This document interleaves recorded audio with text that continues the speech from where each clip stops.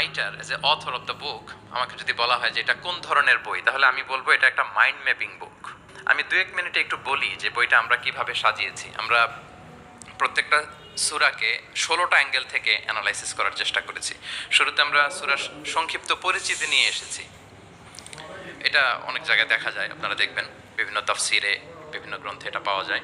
আমরা এটা নিয়ে এসেছি সূরার সংক্ষিপ্ত পরিচিতি। এখানে সূরা কোথায় নাজিল হয়েছে, কখন নাজিল হয়েছে, সূরার আয়াত সংখ্যা কত, এই সূরার নামের অর্থ কি, এই নামের নেপথ্যের গল্পটা কি, পেছনের রহস্যটা কি, এই সূরার আবার যদি অন্যান্য অনেকগুলো নাম থাকে সেগুলো এক্সপ্লেইন করা, এটা আমরা নিয়ে এসেছি।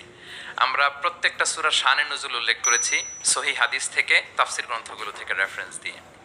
এবং প্রতিটা সূরার যে ভার্চু আছে, ফজিলাত, সেটা আমরা উল্লেখ করেছি সুন্নাহর ভিত্তিতে।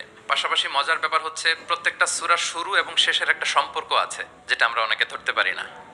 সো সূরার শুরু শেষের সম্পর্কটা কি, সেটা আমরা একটা সাব পয়েন্টে এনেছি। পাশাপাশি এই সূরার সাথে এই সূরার আগের সংযোগটা কোথায়, এবং এই সূরার সাথে ডিরেক্টলি এই সূরার পরে যে সূরাটা আসতেছে সেটার সংযোগটা কোথায়, সেটা আমরা এখানে নিয়ে এসেছি।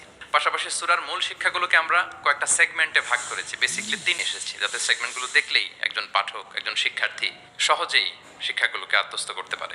তারপরে গতিপথ নামে আমরা, এগুলো হচ্ছে আমাদের ইউনিকনেস, এরকম দেখা যায় না। প্রত্যেকটা সূরার মধ্যে গতিপথ নামে একটা টাইটেল আপনারা পাবেন। আপনারা জানেন যে কোরআনের কথাগুলো প্রায় আলোচনার মোড় চেঞ্জ হয়। আল্লাহ হিস্ট্রি দিয়ে শুরু করেন, হিস্ট্রি বলতে বলতে হঠাৎ আল্লাহ আবার জান্নাতের ভেতরে ঢুকে যান, জান্নাতের পরপরই আবার জাহান্নামের কথা বলেন, এরপরে আবার কিছু ডুজ এন্ড ডোন্টস, কিছু ইনস্ট্রাকশন।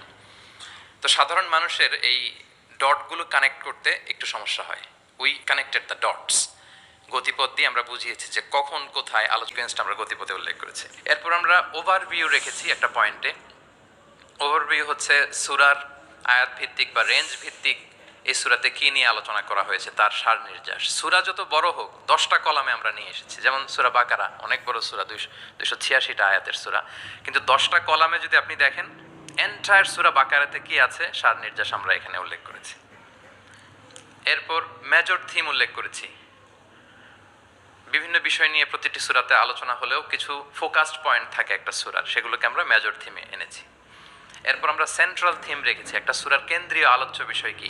এই বইয়ের কাজ করতে যে সবচেয়ে বেশি কষ্ট হয়েছে আমার এই সেন্ট্রাল থিম বের করতে, কারণ একটা বড় সূরার সেন্ট্রাল থিম নিয়ে আসা অনেক জটিল। কজ অ্যান্ড ইফেক্ট নামে একটা, এগুলো আপনারা সোশ্যাল সায়েন্সের বিভিন্ন বইতে পাবেন। তাফসির গ্রন্থে সাধারণত আমরা আমাদের ক্লাসিক 83 বইগুলোতে দেখি না, কিন্তু আমরা কজ অ্যান্ড ইফেক্ট রেখেছি। প্রত্যেকটা সূরার একটা নির্বাচিত আয়াত থেকে একটা কারণ এবং এই কারণের প্রভাব। তারপর আমরা রিফ্লেকশন নামে, রিফ্লেকশন যেটাকে আমরা তাদাব্বুর বলি, তাদাব্বুরে কোরআন নামে একটা পয়েন্ট রেখেছি। ম্যাক্সিমাম 1টা থেকে 2টা তাদাব্বুর শেয়ার করেছে। এই আয়াতের পেছনের গল্পটা কি, এখান থেকে আমাদের শিক্ষাটাকে আমরা সেখানে তুলে ধরবার চেষ্টা করেছি।